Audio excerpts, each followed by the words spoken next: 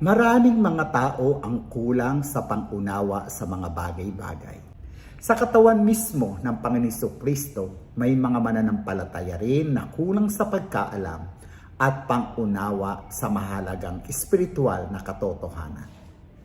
Ang konteksto na ating pagbubulay-bulayan sa videong ito ay makikita natin pagkatapos gumawa ng mga himala ni Jesus na nasaksihan ng maraming tao, lalo na ng kanyang mga alagad, ay pumunta sila sa isang bangka, sumakay doon at tumawid sa ibayo.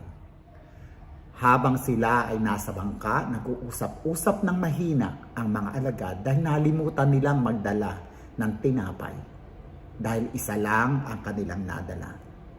At ang sabi ni Jesus, mag-ingat kayo sa mga pampaalsang kinakalat ng mga Pariseo at ni Herodes. Ang akala ng mga alagad ay tinutukoy ni Jesus ang narinig ng Panginoon na pinag-uusapan nilang tinapay. Makikita natin sa kasaysayang ito dahil alam ni Jesus ang kanilang pinag-uusapan, sinabi niya sa kanya, bakit ninyo pinag-uusapan kayo'y walang dalang tinapay? Hindi pa ba kayo nakakaintindi? Hindi pa ba abot ng inyong isip? Wala ba kayong mata? Bakit hindi kayo makakita? Wala ba kayong tainga? Bakit hindi kayo makarinig? Hindi ba ninyo naaalala? Nang paghati-hatian ko ang mga 5 tinapay para sa 5,000, ilang kaing ang napuno ninyo na lumabis na pagkain? Sa pagbubulay-bulay nating ito sa kwento ni San Marcos ay makikita tayo ng 3 mahalagang katotohanan ng mga bagay na dapat ay lubos nating nauunawaan bilang mga mananampalataya ng Panginoong Hesus. How is it you do not understand? Kumusta na? Hanggang ngayon ba'y di nyo pa nauunawaan?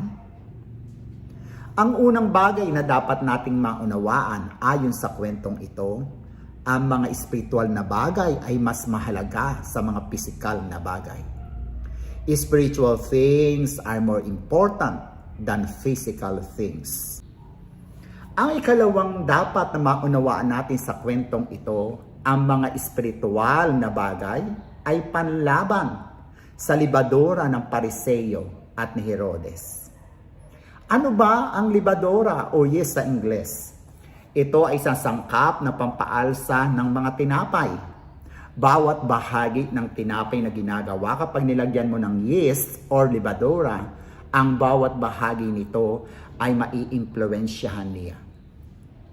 Ang kahulugan na tinura ni Jesus sa kwentong ito na iwasan ang libadora ng Pariseo at ni Herodes ay iwasan ang doktrina kasamang ugali at katuruan ng Pariseo at ni Herodes. Ano ba ang katuruan ng mga Pariseo? Ang mga Pariseo ay matindi ang kanilang pagsunod sa batas ni Moses at gayon din ay ang batas ng tao o ang tradisyon. Madalas ay mas pinapahalagan pa nga nila ang tradisyon kaysa sa batas na itinuro ni Moses sa kanila na of course binigay ng Diyos. Mapapansin natin na maging ang paghuhugas ng kamay ni Jesus kasama ang mga makasalanan ay kanilang pinansin. Ang mga Pariseo din ay di kinikilala at laging nilalabanan ang mga turo ni Jesus dahil ito nga ay kumukontra sa kanilang nasumpungang katotohanan.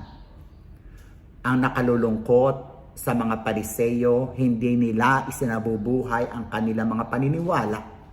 Marami sa mga Pariseo ang mga kurap, bulok ang buhay.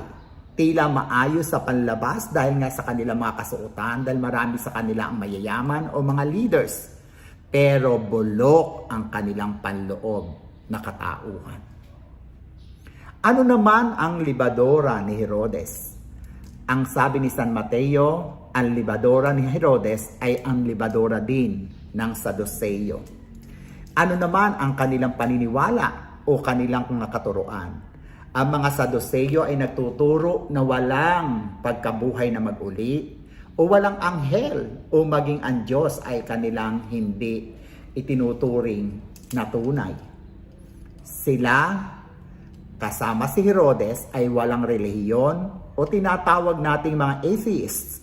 Malalaswa ang isip at masasama din ang pamumuhay.